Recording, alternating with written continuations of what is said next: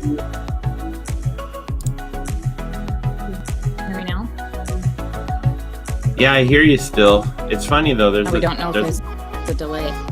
There's a delay with you today. There might. Let me see. Kyle, talk. Let's see if there's a delay with you. What's up? No, you're good this time. Interesting. Very rarely am I. Is it just video? Because now it's better. I don't know. Now it's off again. Will you fill this up with ice water? It might just be on my end. It may not be a problem for anybody else.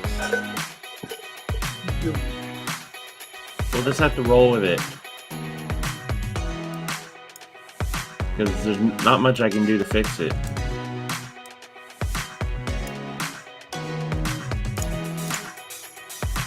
Yeah, fine.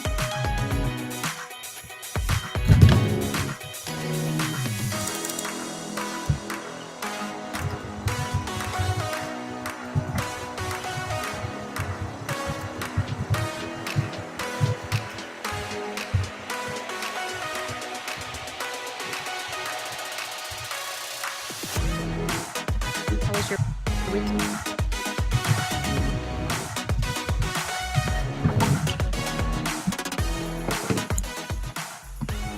Were you asking me or Kyle? Yeah.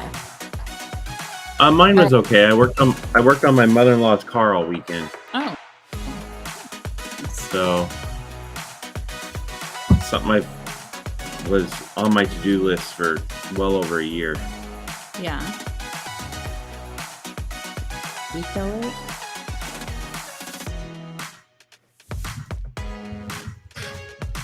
Yeah, I corrected and coded it. Oh, I probably should do that to my in-laws' vehicle too before they need me. Good morning, everybody. Good evening. How are you? Thanks, Christine. Love you. Thanks. I won't see you before you go to school. Love you. This is you make your coffee, so I'm going to be on here with Sydney and Chris. Say hi.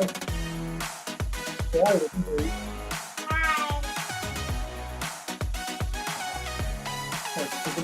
Love you. Hey, go. Vincent.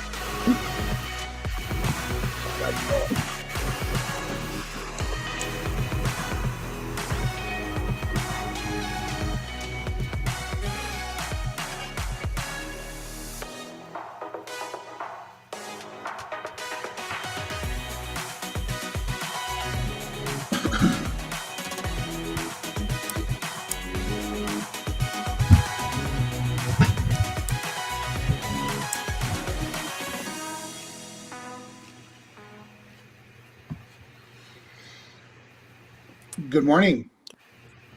It's bright and early, and so now it's like it's dark. It's Oh yeah, I get the delay now too. I didn't hear that earlier. Yeah, it's being weird.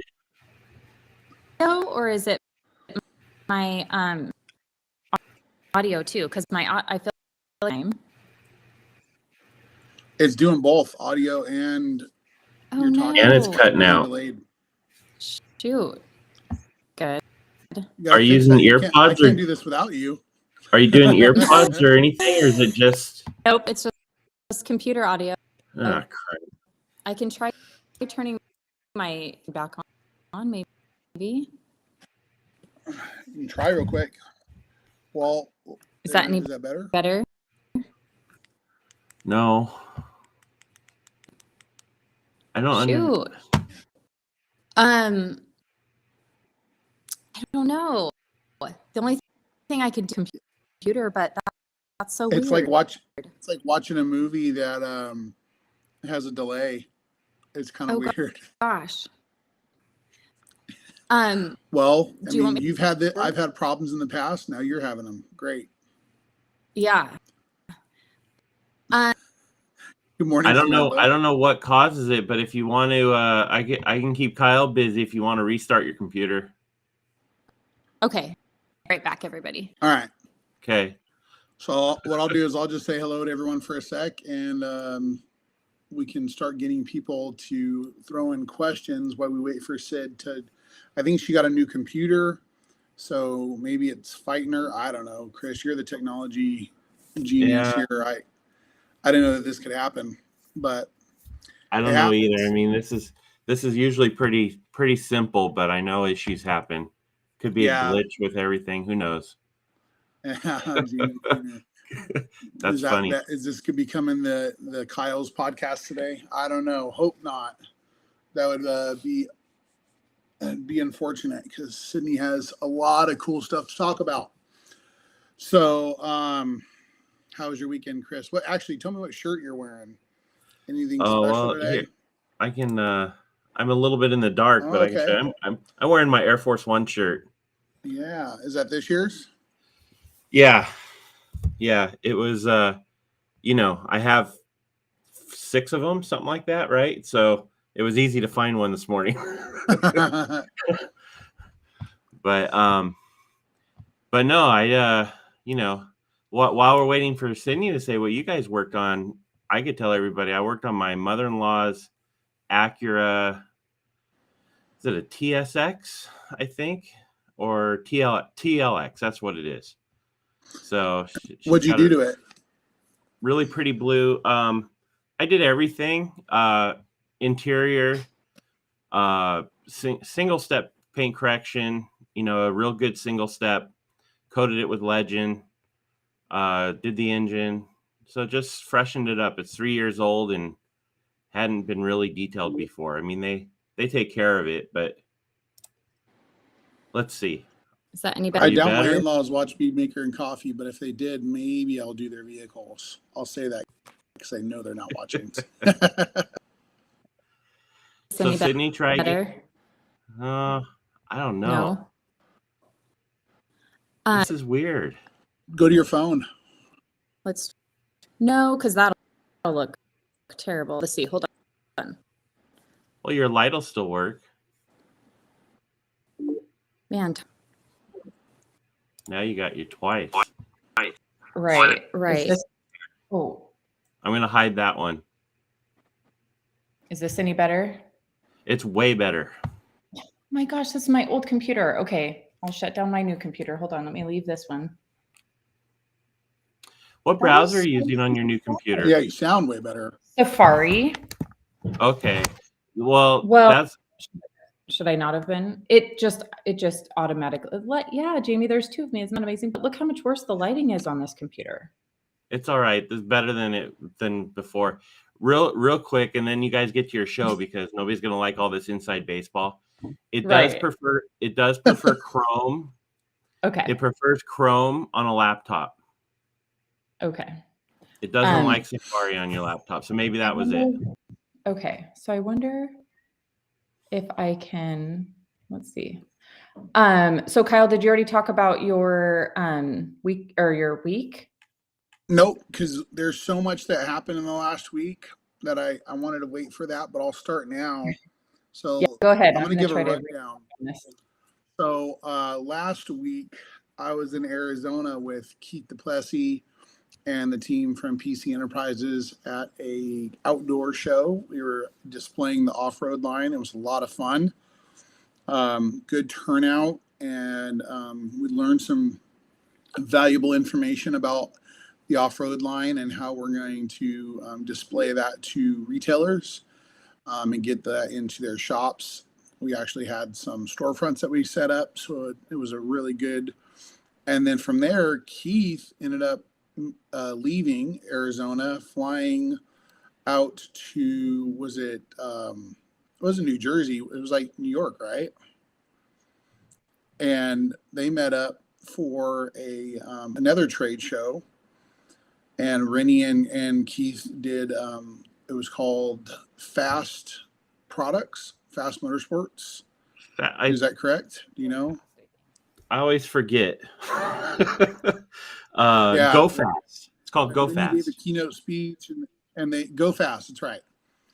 And they looked like they had a great time there. And then Sydney met Bob in California, and they went to a event at one of our distributors at the polishing school in Sacramento.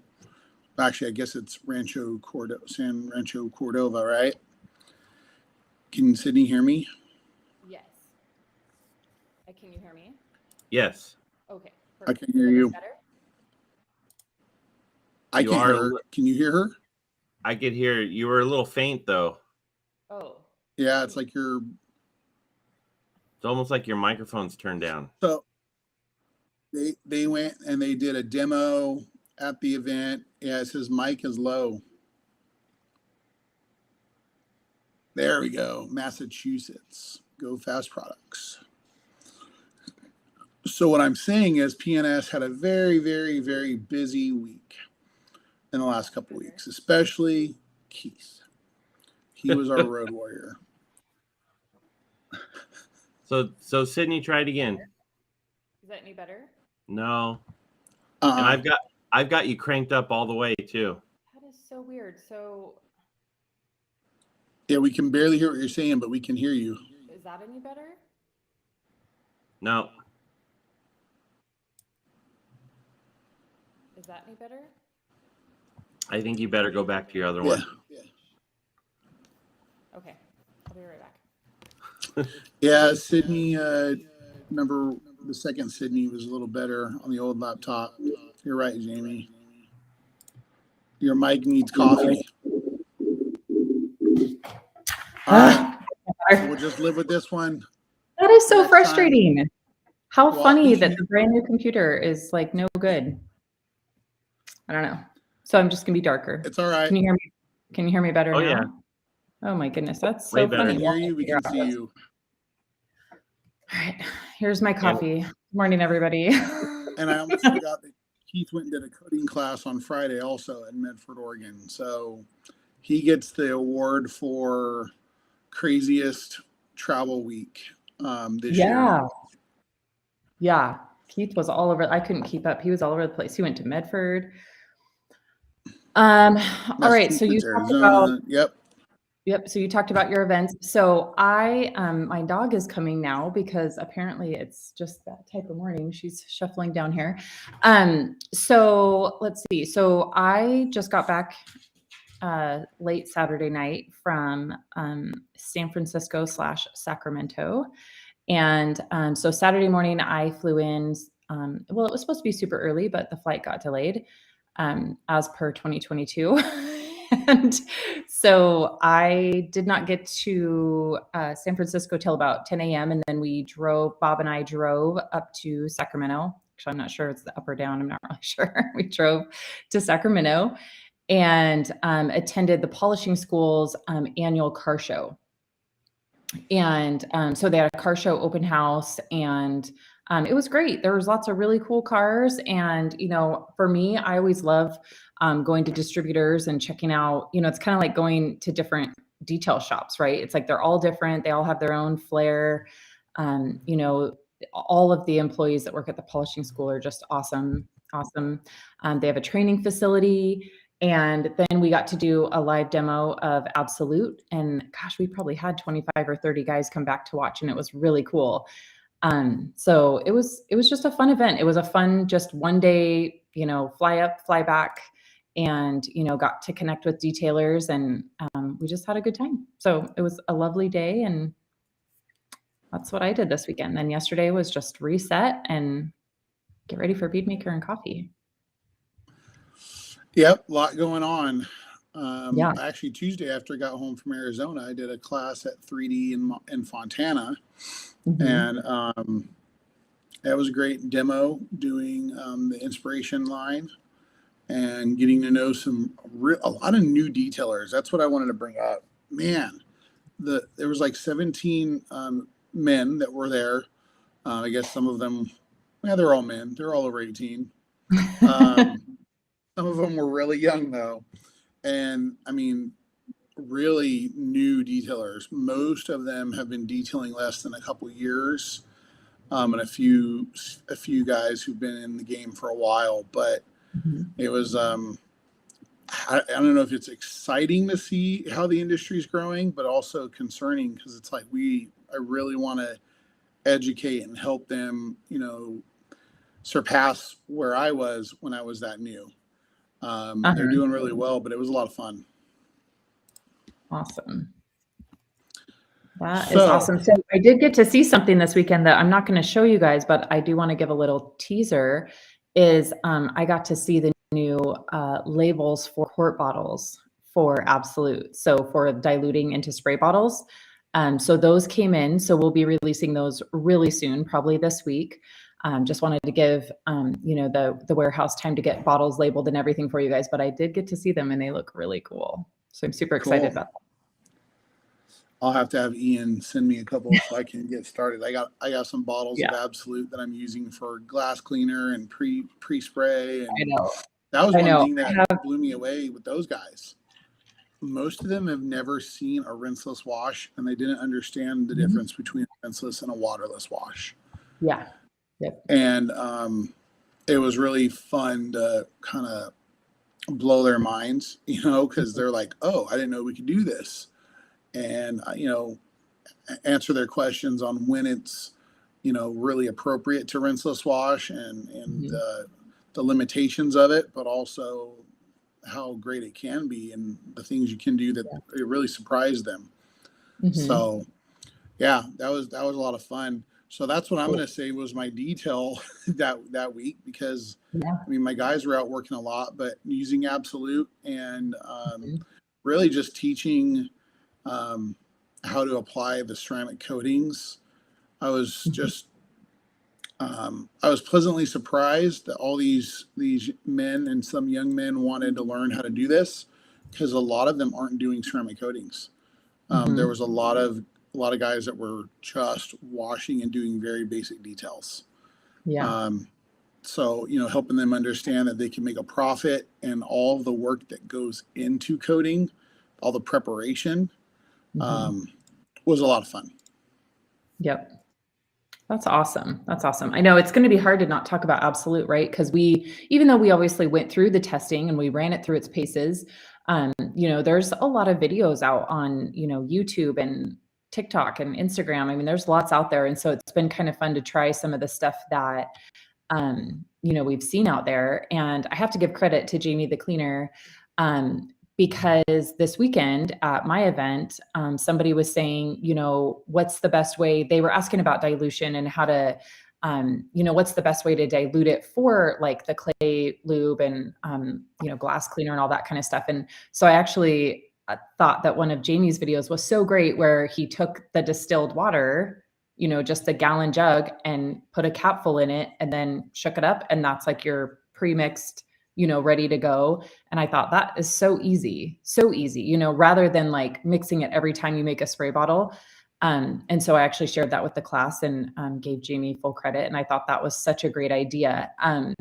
For me, I have it, I'm going to keep saying this because I love it. I obviously have it on tap in my control, but specifically for like glass cleaner and stuff, I did do the gallon and pre-mix it, because obviously distilled water is going to be better than the tap water that comes from my control. But I just love that idea. That's such a great idea.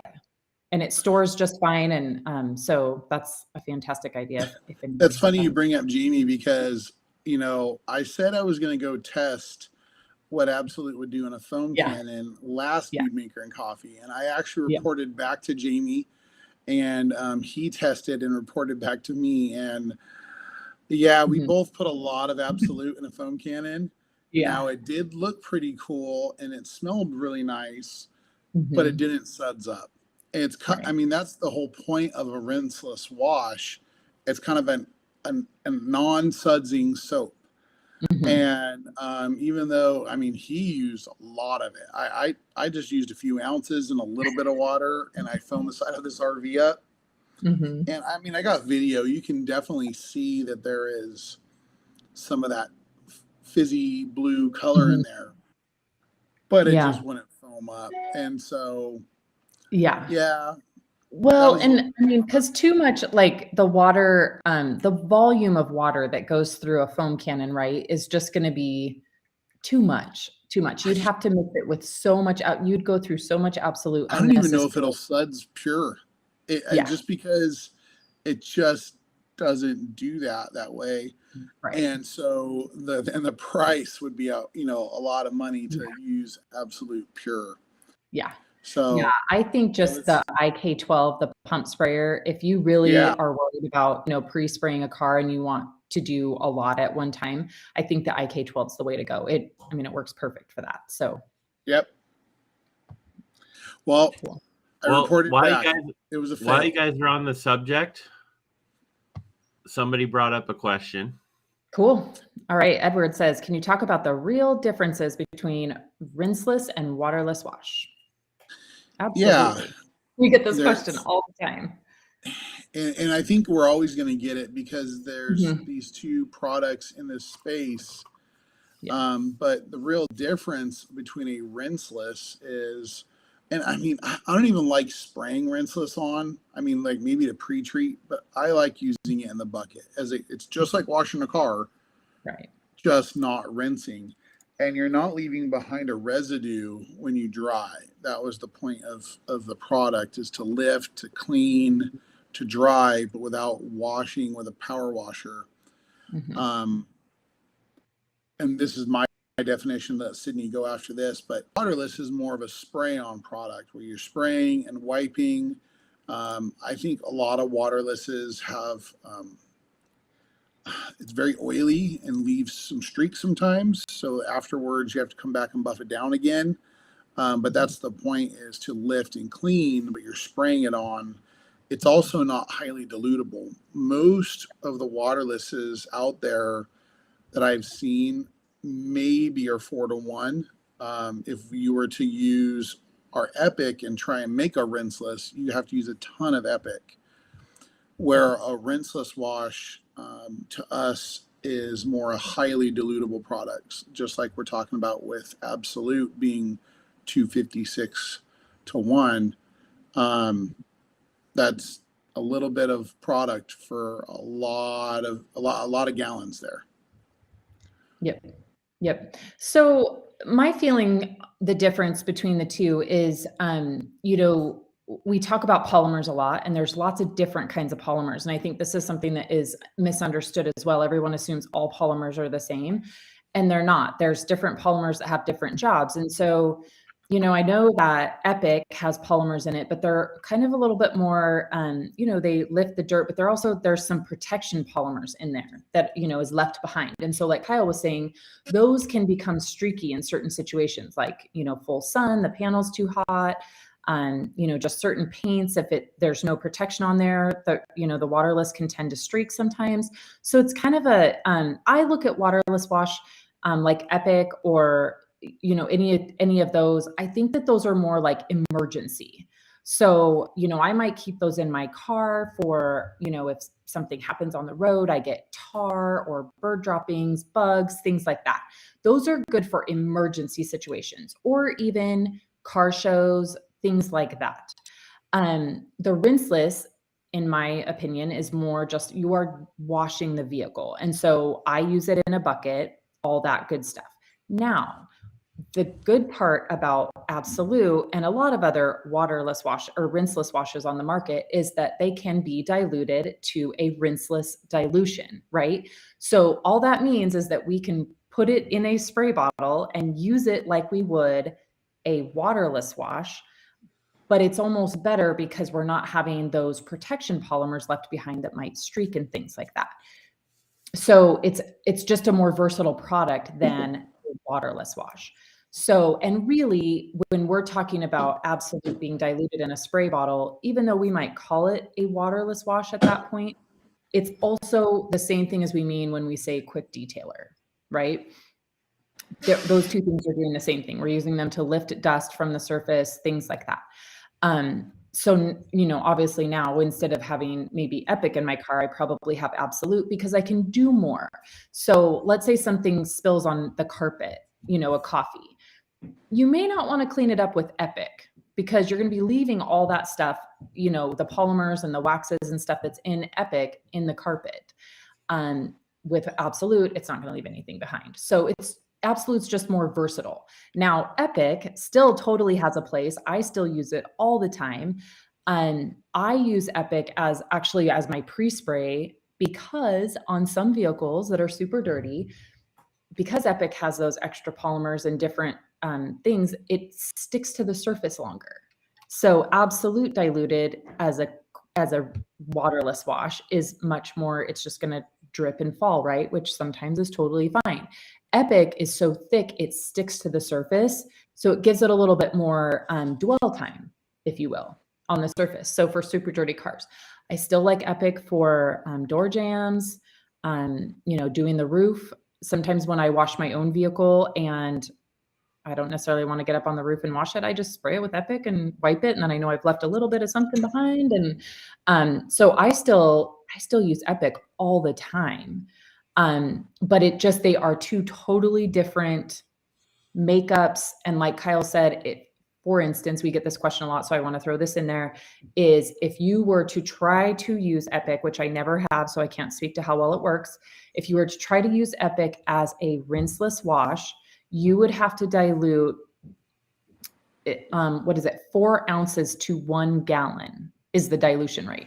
So that's where it's different from Absolute. Absolute is a half an ounce to a gallon. So it's totally different. And I don't think it would work as good as Absolute, to be honest. I thought it was even more than that. I thought it was like... No, I'm pretty sure it's 4 ounces to a gallon. But if you think about it, if you're doing 2 gallons, you got to use 8 ounces of Epic. Yeah, that's probably what we talked about. I thought it was 8 ounces. Yeah, no, I think it would be 8 ounces per wash, which would, if you only used 2 gallons of water. Yeah. So it's just a lot. So they're totally different. And also most waterless washes that are on the market are going to be what we consider RTU, which is ready to use. So they are just ready to spray right out the bottle. So yeah, just totally different science, different makeup, different, case scenarios. Yeah. Perfect. All right. BJ says, I exclusively use your products with my mobile detailing business. Do you have a product similar to Goo Gone or that will give similar results to get off gum or things like that in the car? Yeah, we have our tar remover. We also have a solvent that works really great for cleaning it. The thing is you'd have to purchase that from a distributor or solvents we can't ship. So which one have you used, Sydney, besides the tar remover? So our tar remover is called Removal. And it's a great product. It works awesome on tar and things like that. Honestly, for gum though, just to specifically address the gum, since he said that, I would not use Removal inside the car because it will smell for quite a long time. Was he talking about inside? Well, he says to get gum off the car. Okay, so 2 things. So inside, I would not use. Inside, I would use a citrus-based degreaser, and then I would use your steamer to get, let it soak with some citrus-based degreaser, and then use your steamer to get gum out of carpet. If it's on the outside of the car, the Removal absolutely will work. Yeah, that's what I was thinking. Yeah. And still for me, even on the outside though, I would still kind of get it soaking in some Removal because you don't want to keep rubbing, and gum does take a minute. So I still use the steamer even on the outside on gum. That would work too. Yeah. Gum literally doesn't stand a chance to the steamer. So I still grab the steamer even on the outside as well, which we do get that a lot. But whenever we talk about tar removers or cleaners like this, I always have to caution people, well, 2 things. If you're using your steamer inside, she's not meaning use the brush with the gum because that'll destroy your brush head. No. Yeah. Use the laser attachment where it shoots steam out and shoot it like sideways into a towel. And I have a product on board my van. It's like a tiny can of CO2 and you can spray the gum and it freezes it. And then you just flake it up and it breaks it. On the outside, using a steamer would be great because it's going to remove all the residue. If you go to clay or clay towel or clay bar and you go through that area where you use Removal or tar remover, you're going to instantly destroy your clay towel or your clay. So make sure you do your clay before or you clean that area after with like a paint prep, because you don't want the residue to clay down there and just it'll ruin your day, ruining a clay towel. So these are all lessons that yours truly has learned by trial and error. So just don't do it. Don't destroy stuff like that. But there is a great product that I think we never talk about that I do really, really love, that does a lot of work, that is easy to get because it can be shipped, is our tree sap remover. So I don't know what's in that, but honestly, that is always my first go-to for anything like that. I had a car yesterday that had tar all down just one side of the car, and it's coated and all of that. And so I always start at like the least aggressive, and I mean, the tree sap remover took everything off. So it is just a good product that will start softening all that stuff up. So I always start at the tree sap remover, and I mean, it's called tree sap remover, but it actually does a lot. So when I have certain bugs that are just kind of baked in there, can't get them off, that always works for me. A lot of times like I say, the tar on the side, I don't have to go to the remove all, which it does work really well. It pretty much damages all your towels that you use it with, and you don't want to wash it with your other towels because then all your towels smell like it. So I really love the tree sap remover, and that's easy to get. That was a good question. Yes. I got another question for you. Here we go. Lots of haze. Is this okay. Yeah. Okay, Mike says, I've got a 2015 Sanibel 40-foot fifth wheel that gets sun faded on just the driver's side. I did a test spot for him to see tomorrow. He wants to coat it with Sol. How long will Sol hold up for the winter season in the Florida sun? That is all you, Kyle. Well, I actually don't recommend using Sol. I would recommend you use Inspiration. I've had a lot better luck with Inspiration filling the pores of the fiberglass. It just seems to do better, especially because you already have existing sun fade. I look at it like, skin cancer on someone. You have, we'll have fiberglass cancer on this. Once you have to polish it often, and you want to protect it, I would go with Inspiration Classic. The other thing is there's no way to know how long it'll last. Will it hold up during the winter season? Yeah, I think it'll do a good job over the 6-month winter season. But that side already has some existing damage. There's no way to stop it. Ceramic coatings were not meant to stop sun and oxidation on existing problems. They were meant to prevent that from the get-go.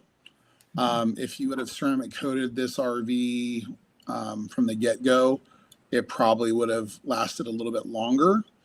But as I've done my testing with many brands of ceramic coatings on that fiberglass, gel coat, FRP, laminate stuff, it just wasn't meant to last that long, and it doesn't have the UV inhibitors like clear coat and regular paint does. So the best results you're going to get would be do the polish, do a paint prep, and probably need to sell them on doing Inspiration Classic. Sol's just not going to last long enough. It's going to Yep. And even if we just address Sol as a coating, I always try to tell my customers this, and I think it's really important, is Sol is honestly one of my favorite coatings. It is such an amazing product to use, and I love it. However, it has its limitations, like Kyle's saying, is, as a standalone coating in my shop, I treat it as an introductory coating to, a true long lasting ceramic. So we call it a 1 year. I don't really encourage my customers to use it as a standalone on their vehicle unless we are giving them the experience of having a coating, to see if, if they like it and they want to do it. But I don't do that very often. If it was something that was like a garage queen or a show car, absolutely I'd do Sol as a standalone, because that car is living like the most pampered life, right? It's totally out of the sun. It's not driving in rain. It's not going through car wash, things like that. But especially in this case, and so Soul, as a standalone, it is not, I would treat it how I would treat like a good sealant spray, honestly. And it is, because we don't know at what point it's going to wear off, because all of the factors are going to really determine how long it's going to last. If somebody goes through the car wash every week, Soul is not going to last a year. It's not. Abrasion, all of that is going to break it down. It is a lightweight coating. Anything that is rated for 1 year, 2 years is going to be a lightweight coating, meaning how many percentage of solids is in that coating. So it's great as a topper, and it will last the year or more with a base of Legend or Inspiration. But as a standalone, we really have no idea, because each vehicle is going to honestly be different. And we don't really know that point where it truly wears off. So in this case, where you have something that lives a harsh lifestyle, Soul is not going to be the choice. It's just not. And mainly the reason is because I'm assuming that you're going to be doing correction to the side of that fifth wheel. And what you don't want to have happen is put Soul on it. The customer has this expectation, and in 6 to 9 months, you're kind of back to that point where it's not looking good again. And so, you just don't want to put that on you as the detailer, and have him expect something that's probably not going to hold up. So something interesting that happened the other day.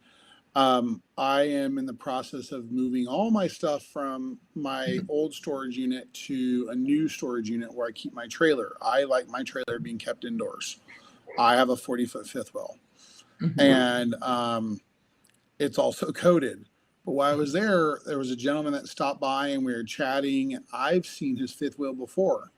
There's a local detailer that put it on his Instagram that he ceramic coated the front cap, because the RV is kept like in an RV port, but the front sticks out. And we were talking about it, and I said, yeah, I've seen your RV before. I saw, a friend that ceramic coated it. I said, coating didn't last, did it? He goes, no, it didn't. What do I do? I said, get your RV out of the sun. I said, look how great the back of it looks and the side looks. He goes, yeah, it's just too long though. I said, well, you're going to have to figure out something, because these gray, these tan, these white, newer RVs aren't built with the same type of fiberglass gel coat that they used to be built in the early 2000s, where you could sand them and buff them and go to town on them. Like it was like a boat. This stuff is cheap. This laminate stuff, it really is. It's lightweight. It literally has a very, very little bit of substrate. The rest is plywood behind it. That's why they call it FRP, fiberglass backed plastic. And it's just not going to hold up. Yeah. So, this guy recoated it and polished it. And I said, it's not going to stop it. I've already tested this stuff. There's no amount of coating in the world that's going to stop this. And I would love to, there's a new coating I want to try on it, but you're not going to stop that. You got to get it out of the sun. That's the only answer I can give to people. I know you're in Florida. I don't know if they live in it, but maybe they want to think about building some sort of RV port for it. So cool. All right. Well, I hope that answers your questions. If you have more, send us more in or hit me up on Instagram. Yep. Okay. So next up, Pristine says, I may have missed it. I just jumped on, nor has he read the instructions yet. Warm or cold water for the new rinseless? I think either. Mine comes out warm, but I think, if you can only have access to cold water, you're going to be fine.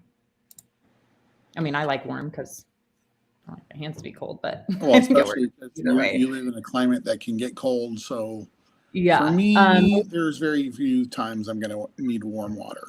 Right. Yeah. I mostly ask to see if the mixture blends best with cold or hot water buckets. I think I've used it always. I've never, it's meant to dilute with water. So I don't think the temperature of the water matters. I've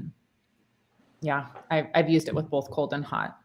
Yeah, it's going to be just a hot preference. And cold, and it's fine either way. All right. Jay says, am I the only one that has this playing in their shop while they work? Love the products. Thanks, Jay. We appreciate Thanks. that. Where's Jay from? I want to know where Jay's from when he Good gets a question. chance. Yeah, Jay, let us know where you're from. So I'll just give a little plug real fast for everybody that's here. We do upload, these obviously upload to our YouTube, but we have a playlist where you can go back and listen to any of the old ones. And we try to, if it coincided with like a product release, we try to put that in the title also. So, if you ever want to go back and listen, you certainly can. And we are still working on, which I hopefully will be in the next, I'm going to say by the end of the year, we will have all the old episodes on a podcast so that you can just listen to them through, Apple Podcasts or Spotify, whatever platform you use. But we are working on that, and that will make it easier to go back and listen to the old episodes, which, they all have great questions and super helpful answers. So kind of fun. So thanks, Jay. Let's see. Mike had some follow-up comments on his Okay, RV. so he says, I never sell on month or years. I educate them on the maintenance and the environment that it's in. And then he asks, is $75 per foot for a one-step and inspiration okay? He's the kind of guy that's willing to do it yearly if he likes the outcome. So I'll address the first part and then Kyle could take the second part. So absolutely, I'm glad that you said this because this is what I do with my customers. So, and everybody at PNS, we hate putting a time on our coatings. We honestly do, but we know that the industry demands it. So, but when I personally am talking to my customers about coatings and we're choosing which one they want and kind of going through pricing and stuff, I really try to keep the years out of it. I will say that an average would be that inspiration would last 3 years and an average would be legend should last 5 years. But then I literally exactly what you do is I say, but this car, it's your work car, it's your daily driver, you park downtown, in the sun, and I go through how that car lives its life. And then I say, so I think we'll get about this much time. And then I do also use that opportunity to say, I think we'll get 2 years out of inspiration. Now, if you make sure you stay on the maintenance and you bring it into me, once a year for maintenance, I think we can get you to 3.5, maybe 4 years. So I do take that opportunity to let them know that their, side commitment of making sure that they're maintaining it does also affect the outcome of how long the coating is going to last. So absolutely, I think that's great. I always address specifically with the customer how they're driving it, the environment that they live in, however that car lives, if they go through the car wash, I always bring those things up because it sets a better expectation for the customer. I never just blanket say it's a 5-year coating for sure. So I love that. So then Kyle, on the price. Yeah, I'll agree with Sydney on that, especially on RVs that are fiberglass. I don't give an expectation of longevity. It's almost worse. It's totally worse than like trying to do a car because you sit outside all the time and not all RVs are made the same. I will say that your prices, if it's not bad. It's depends on how long the one step takes. Because I've done one steps that I've done on the side of an RV. One side of an RV took me 2 hours. I've done one steps where that took me all day to do one side of an RV. Even though you're using one pad, one product, and a polisher, how big of a pain in the butt is that one step? It really shouldn't be that difficult to do it. So, you're talking about $3,000 if it's a 40-foot RV. I don't know if you're just charging for one side or if you're going to coat the whole coach, but yeah, $3,000.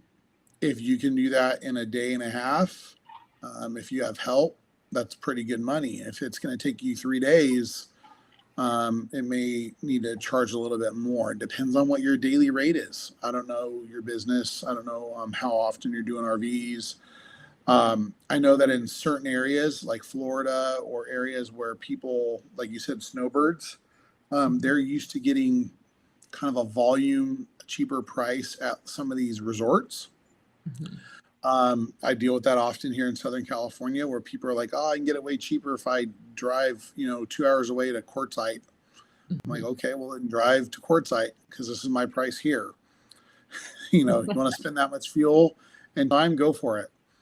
But yeah, it's relative to your area, and if you feel that it's a good price. This is what when we were at the Mobile Tech Expo, Sydney and I both put on I guess classes, and I did one about RV pricing. What I do is I look at the RV being 40 feet. I look at how much time it's going to take me, how much I want to make from that, or what I could make doing other things. And I figure that price out, and then I reverse engineer the price to fit the footage.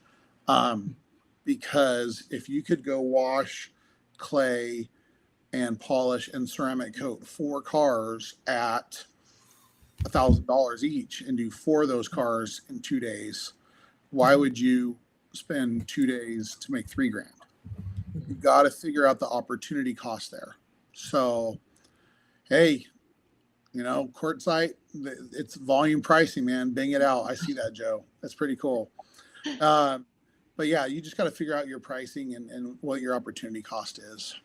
Yep. But it's a fair price. Yeah, cool. Looking for the next one. I had it and I just lost it. Here we go. There was a follow-up on there I saw earlier. Okay. All right. Joshua, do you think P&S off-road line will try to make a cleaner for polycarbonate since most of the off-road vehicles have plastic windshields and scratch super easy? I don't think we're going to get that into those types of specifics. We already have polishes that work well on those plexi and polycarbonate windscreens. It's the off-road line was not intended to be for only professional detailers. It was intended to be a retail product for the average consumer off-roader, Jeep owner to utilize. And so we're not going to get into those things. We probably will bring out some other products in the future in that line. But what I would recommend, and I've done this many times on my own RZR and on people that have like Jeeps or classic cars, and they have those kind of clear rubber plastic windows, a very, very soft finishing pad, and using a polish like Kyle's Boat and RV Restore. Very little pressure and a lot of passes will clean up those types of windscreens. I've done that on boats for years, where I've cut, polished, and restored. I mean, you can restore it. It's just about keeping the heat down, and taking your time. I did I think it was an Eliminator boat a few months ago, where I spent hours on just the 2 windscreens on this boat, and it totally cleared them up except for the stress cracks that were already there. So if you want to do that, cut and polish, you could utilize a nice pad with some Ego Maker. Actually, I wonder if Full Throttle would work really well. I think it would. And then finish it out with Kyle's Boat and RV Restore. Yeah. For sure. The pad, you just want a really soft pad and slow. Yep. I do like Kyle's though for polycarbonate. It's my favorite too. All right. Handy Danny says, good morning. Need advice on headlights. I have both the compound and the polish, and I use RTU glass cleaner first and then compound followed by the polish. Is that proper? And is this going to last? Do you want to take this one, Kyle, since you just did a headlight coating class, or do you want me to take it? Yeah, take it for a second. Okay. So headlights. So if you are restoring headlights, so they are in a state where you have felt like you need to use compound and polish. One of the biggest missteps in headlight restoration is not sealing them. So when we, and this is probably more if you're using sandpaper, this is going to be more of a problem, because when you use sandpaper, you're actually removing the factory clear coating, or UV coating on the headlights. So if you remove that coating completely, which could also be completely removed through compound, you are leaving that headlight even more susceptible to having the UV damage reoccur and reoccur even faster. This is even similar to what we're talking about on the RVs. So definitely you want to start with a very clean headlight. You want to make sure you've washed the vehicle, wiped it down, and then you can compound, polish, and then clean them up again. But then you really need to seal them. So, we recommend we have the Lucid in the Inspiration line, which is a headlight coating. And so you just want to use a coating to seal them. Now, that it does not mean that that's going to last forever. It's just going to prolong those results that you got with the compound and polish. So, but what you definitely don't want to do is ever, compound and polish the headlights and then just leave them bare. And really same as paint also. They're going to age in the sun. It's just that headlights do it faster, but it's kind of the same as with paint. You don't want to use compound and polish and then no protection of any kind. So, you could certainly, use like a SiO2 spray or something like that. But again, we have no idea how long that's going to last. It might only last a couple weeks. And there's factors here too. There's a million different kinds of headlights. So we can't even give a blanket answer for how long it's going to last because, headlights on an F-150 might be completely different than what's on a Porsche and completely different than, and the age of the car. There's, again, so many factors. So just make sure you always, restore the headlight and then we recommend a coating in this case, just to seal up the headlight and protect it as best you can. But I know for me personally, on a not new vehicle, on a brand new vehicle, I do feel like I'm getting several years out of the coating because they haven't been, abraded. On headlight restorations with a coating, I still suggest reapplying the coating once a year. I do. I think that there's going to come a point where it's going to wear out and then you're back to doing compound. And if once a year you can just do a quick buzz over that headlight with polish and reapply the coating, then you're going to be good. So. Yeah, sorry. My appointment is sending me some confusing text messages. And I'm like, what's going on here? Yeah, I agree. You got to protect the headlights. If they're still in great shape, another good thing, what I actually am going to do in my own van soon, I want to restore my headlights and then I want to put PPF over it. I want to do one headlight with PPF and the other one with Lucid and see the results. I always like testing things on my own stuff. I've had great luck with PPF on my headlights on my truck. So we're going to see how that goes. But yeah, protect them somehow, and you may have to completely sand them down if that. PPF is paint protection film. So like clear bra is what I'm referring to. Yep. So he said he didn't sand them, but he used Bead Maker. So Bead Maker is going to be fine. If it was like your personal vehicle, as long as you applied it every couple of weeks, you're kind of fine until you can get some coating. I do want to bring up, so Michael Hill is in the chat and he is an expert on coatings and all of that. So he says PPF all the way on headlights. And he also mentioned earlier that he wishes that everybody would totally get rid of the year time thing on coating. So we will always, do our best to try to get rid of that whole year stigma on the coatings. Cause I know it drives me crazy too, Michael. There's just too many factors and it's going to be different. So cool. Oh, wow. 22-year-old factory Mazda headlights. Yeah. You're going to want some coating on those. Yeah. For sure. All right. This is interesting. Yeah. All right. Here's one. Jason says, would Lucid work on the windscreen? Yeah, we'll work on it if you want to coat that. If it's not glass, if it's the polycarbonate, yeah, it will work. Yeah. You help it keep it cleaner. It's not going to have the same effect because, Lucid is more for UV protection, but it's still going to, make the dirt easier to wipe off and it'll be harder than that surface. So hopefully it'll keep the marring down. Mhm.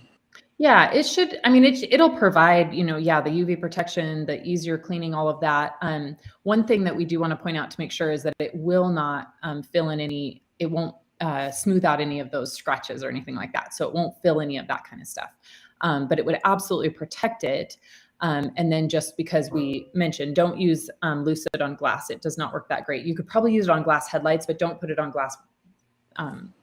It's too thick for that. So I've tried that. It didn't work out very well. Just, yeah, not the right formula. Okay, so it does well on poly. We do raised screens with it. Cool. All these Facebook users, I always want to know who it is. You got more I know. fans? Well, I don't know who it is. they're in our PNS storefront? PNS storefront group. Oh, well, thank you, whoever said that. I'll My tell hair you, is I'm like looking super it up. a mess today. Oh, it's Uni. Oh, oh, thanks, Uni. That's so nice. Oh, Chris, you know what? I saw a message way back that I really do want to address. Somebody asked about dressed. It was They way did? back early. let's see if I can find it. Fred, I didn't Yeah, see it that was. one at all. It was early on, and it was actually a good question. They asked about that they hadn't heard much about dress since it was released, and they wanted to know about tire dressings. And we actually got this question a lot this week on Instagram, so I would love to talk about that. And I had an Instagram question that someone mentioned last night. I think it started out like, I haven't seen a lot about dressed. Do you guys use it? Heck yeah, I use dressed. You see it? If There's not, a I'll just start guy- talking about it. So it was a question I saw Oh, earlier. It yeah, said, I do see it. It is. perfect. Okay, so Jay, I was just thinking about that. I was like, oh, I want to go back to that. So haven't heard too much about dressed tire dressing since the launch. Are you still using it? What's the new favorite? I have dressed Odyssey, Full Send, and I enjoy them all. So I absolutely still use dressed. I didn't realize that I don't talk about it. I feel like I do, but I think I talk about it in person a lot. So I do love dressed, but there's a couple caveats here. So if you are trying to switch between dressed and another dressing, you're probably not going to like it. I used dressed on 2 of my personal vehicles exclusively. So what that means is because it's a non-silicone based dressing, you need to not switch between the 2. So you need to use undressed, totally strip the tire. And honestly, if you are somebody that it has a bunch of, dressing on it before, you need to strip it a couple times. And then once you switch to dressed, you kind of have to be committed to that. So I have several customers that, maybe they got a new car and they started coming in, and right from the beginning, we started using dressed. And so I have those customers marked down that we only use dressed on their cars. They look fantastic. My personal vehicle, I used to only use dynamic, and then I got new tires. What was that? Maybe 3-4 months ago. I think in June I got new tires. And so right when I got brand new tires, I didn't put anything on them, washed them with undressed, and have only used dressed since. And my tires always look amazing. I love them. But if you are trying to switch between 2 dressings on the same vehicle, you will not like undressed or dressed. I'm sorry. You won't like dressed because it won't really stay. It won't level out like it's supposed to. It's just not going to behave like it's supposed to. So for me, I notice on my own vehicle, I get about 4 or 5 days where the tires look really, really good. And then just on my own personal vehicle, it's the brake dust ends up migrating its way out to the tire, but it looks great and it's so easy to use. And I love the way that it's just a little bit shiny, but not like glazed donut at all. It's just got a really nice sheen. It levels out really nice on its own. I apply it with a brush. So I really love dressed. The only time that I've heard problems with it is, again, when the tire's not perfectly clean, you don't have all the silicones off, and when people are just trying to go back and forth. It does not work. It doesn't. So I love dressed. And I just have a couple customers that I use it on because we started with that. Then as far as the other dressings, my favorite, I like a lot of them, but still my favorite is still Wipe and Shine. That is still the one that, it just looks amazing. It's my favorite look.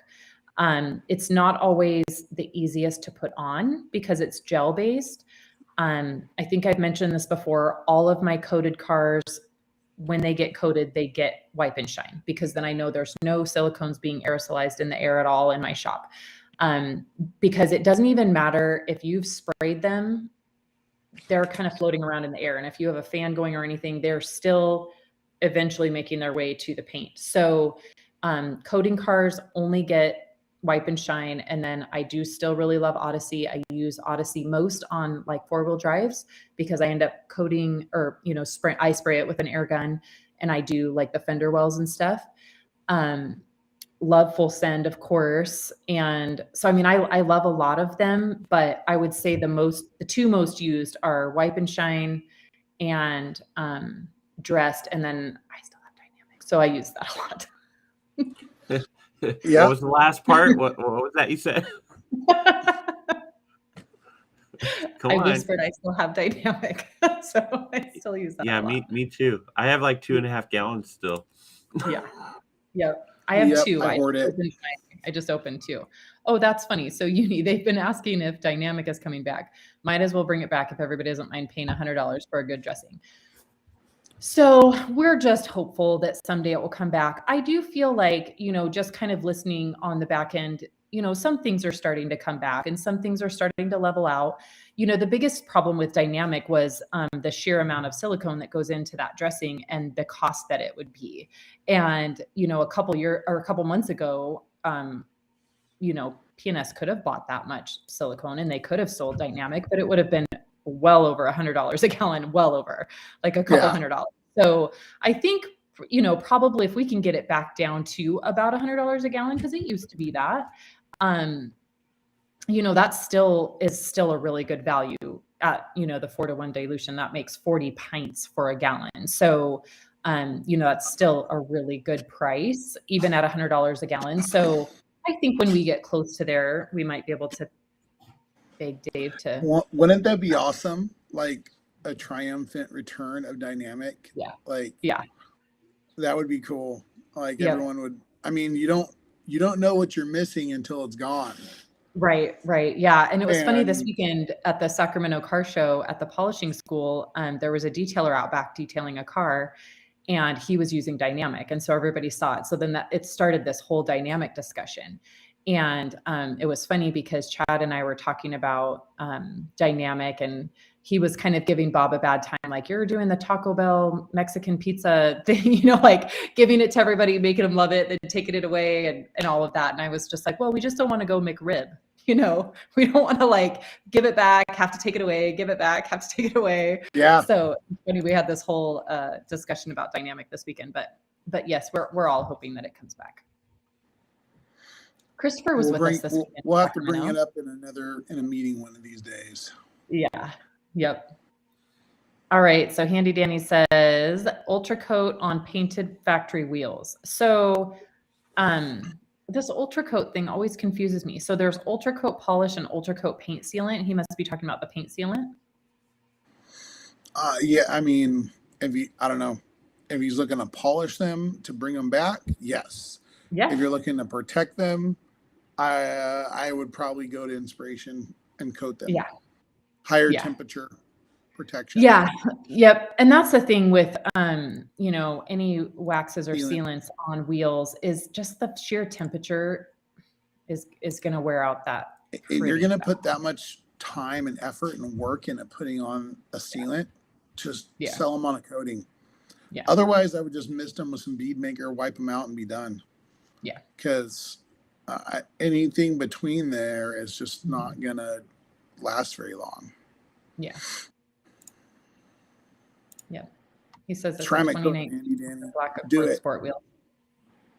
Use Inspiration Classic. Yeah, use Inspiration.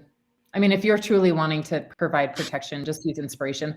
Again, like, and I'm so weird about that whole like, you know, with sealants and stuff is you don't know the point that it wears off, you know, so you're just going about life. And it's kind of like, you know, there's so many things like just maintenance things, even in our homes, you know, like the air filter in our HVAC system. We don't know when it's really actually full. I mean, it's just kind of one of those things, like it's so variable, like you don't really know. And so you don't want to be just going about life on your wheels thinking that they're totally protected. And then, you know, one day something happens, you know, and so you just want to be either protect them, or if it's your car, spray them with a bead maker every time you. Well, that's why I always tell people why coatings are so great and why like Inspiration Classic is like my best value, because it's not crazy expensive for me to do it. Yeah. It lasts for years, you know, 2 3 years. Yep. But the good thing is everyone's so busy. Everyone forgets to take care of their vehicles. Yeah. And, you know, I have people that'll say, hey, I need a wash and wax. It's been a year. And I'm like, well, what's been on your paint for the last 9 months? Nothing. So let's do a coating next time. Oh, you know, I said, well, if you want to prepay for, you know, me to come out and wash and wax it 4 times, I'll just throw the coating in. Yep. And we'll just do the coating instead, because you're not going to go without protection. Right. And then they're like, oh, okay, I get what you're saying. You know, they don't really understand. They, for some reason, and I blame New Finish. We don't talk about product names. I blame all this on New Finish. The once a year car polish, my ass. I am so tired of that. They screwed everyone up in the head and made it look like you only needed if you look at New Finish's bottle, read it. It has no protection. Yep. So, yeah, you could polish once a year, but you got to protect it more often, guys. Yeah. You know, New Finish, Turtle Wax, all that great stuff. But no one knew how long it lasts. Like you were saying, back to your point, you didn't know when it failed. Yep. And you, me, Chris, Rennie, Bob, Dave, and most detailers on here know when your product is failing, because we wash our own cars. We see it. Yep. Our customers have no idea.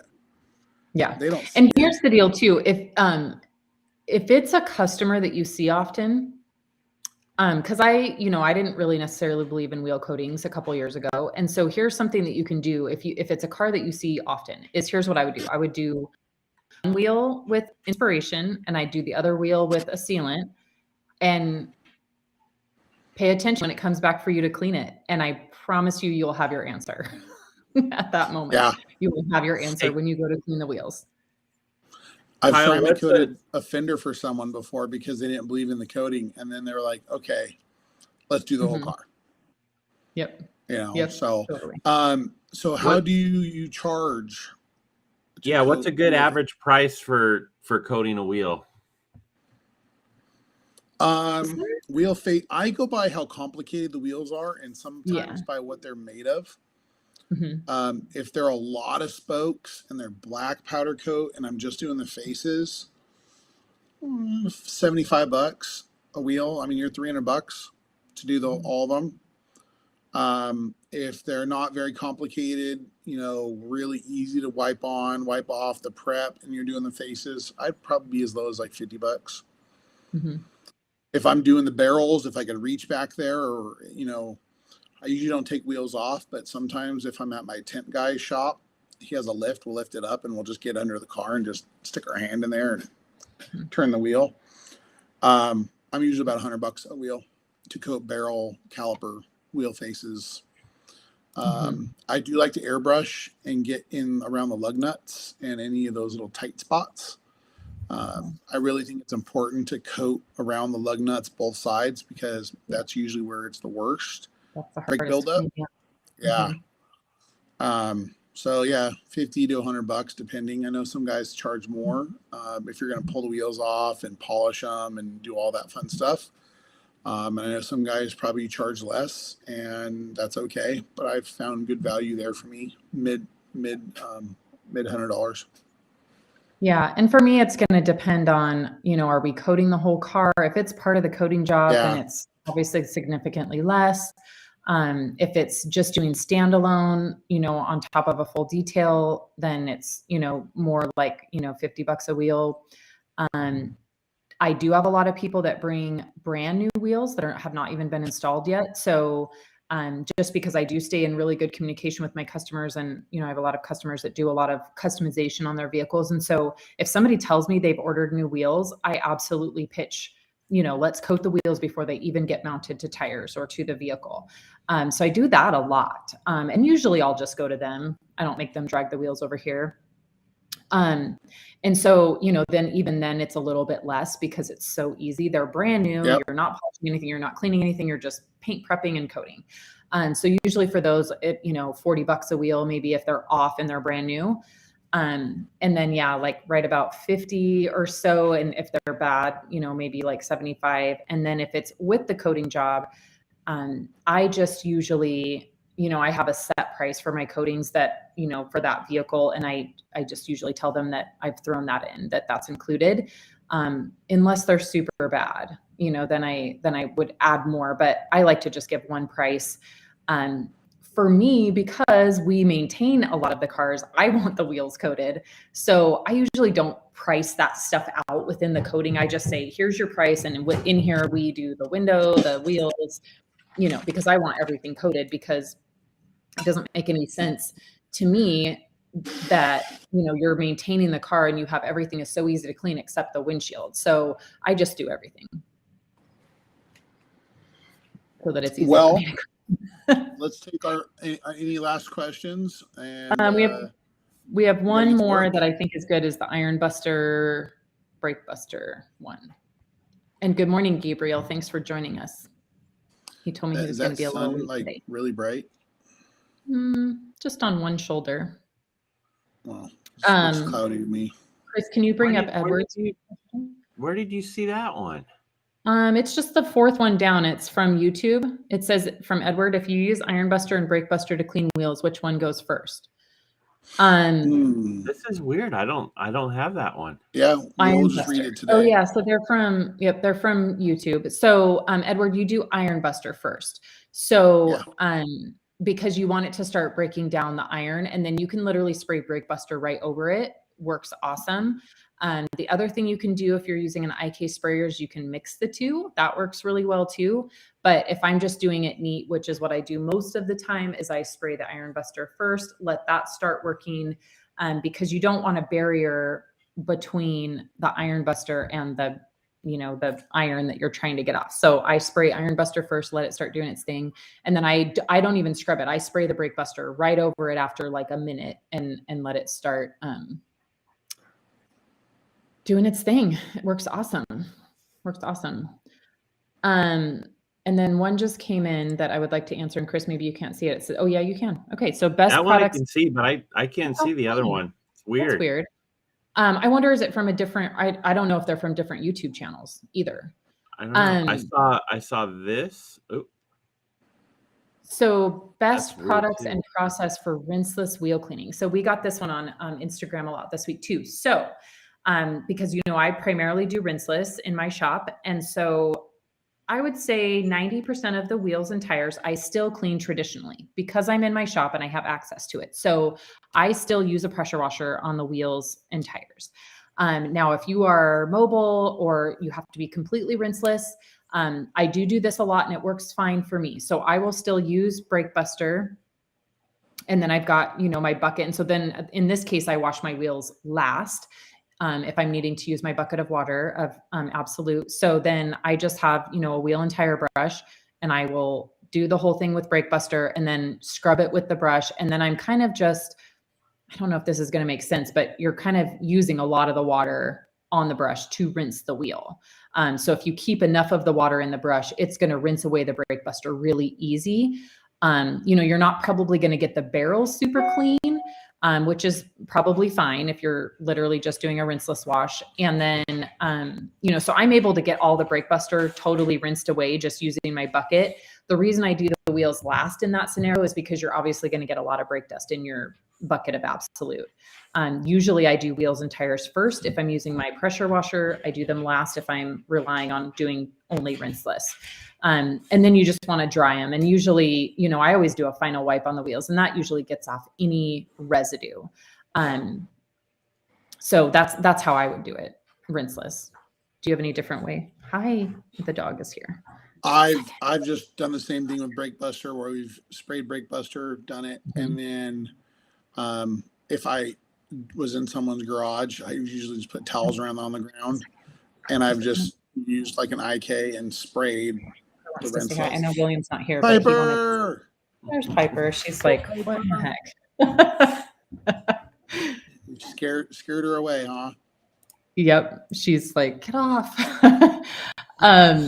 And then the other thing you can do too is if you have your Absolute in your IK Pro 12 in the big pump sprayer, you can use that and just keep dousing it too. And that, if you really needed to, rinse your wheel and tire, you could certainly do that as well. Yeah, Piper. And look, William's not here. He's the one that wanted her to be on today's show. Oh yeah. Yep. I didn't see William at all, man. What's up with him? Yep. And Richard, your fan club, my fan club. What the heck? I know. Where are they all today? So I tried Brake Buster at the correct dilution ratio in my new IK sprayer and had no luck.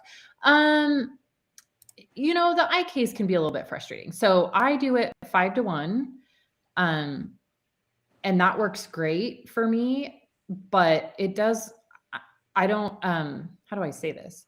I have to change the filter every single time I use my IK. The only way that I can run the IK is if it's with Absolute, and that's because Absolute like neutralizes my water, so then it doesn't clog up my filter. But any other time I'm using, even when I use distilled water and the Brake Buster in my IK, it clogs up my filter. I'm not sure what the deal is, but so if it was brand new, it may have just been a setting on your IK, because it really should have worked fine. And 5-1 is great. I mean, super foamy, it's great. Somehow we're going to need Jamie the cleaner to make a video on how to just consistently use your IK sprayer, because his always works perfect. I've watched his videos and I'm like, mine does not look like that. Yeah. So, I dilute my Brake Buster, but how much Iron Buster are you adding to the Brake Buster? So clarification. So if I'm doing them neat, both Iron Buster and Brake Buster are full strength. If I'm doing them out of a spray bottle, in the Iron Buster, in the IK sprayer, if I mix them in my IK Pro 12, I want to say it's about a gallon of water and probably 2 cups of Brake Buster, and then like a cup of Iron Buster, I think is the dilution I do. And that works really well. I think that's what I do. That sounds about right. So it's about half the Iron Buster is Brake Buster. Cool. But if you're using a spray bottle, use them both straight. That was a fast speed round. Yep. Got a lot of questions done. Yes, Hans. She wants a cookie. Yeah. So do I. I know. Yeah. Yeah. I know. She's Well, like, you've been here forever. The cat's next to me too, but I'm not going to show her. No, nothing in 2 weeks. Just Bead Maker and coffee. Yep. What's up, Christian Parker? Good morning. Good morning, Christian. Yeah. So how many weeks are we now from SEMA? We're not very far. Do we have one more? We have 2 more Bead Maker and coffees. I think we're like 5 weeks from, I think we're like 5 weeks from SEMA, that's crazy. So yeah. Cool. Well, everybody, thank you for joining us. We'll be back in 2 weeks. Always, again, feel free to send us any messages you have on Instagram, Facebook, YouTube, however you need, TikTok. If it's really good questions, we'll save it. And I have a coating to do today. Yeah, I have some water spots to go clean off of a black Yukon. So thank you so much, Chris, as All right. always. Thanks, Chris. Yep. Thanks, everyone.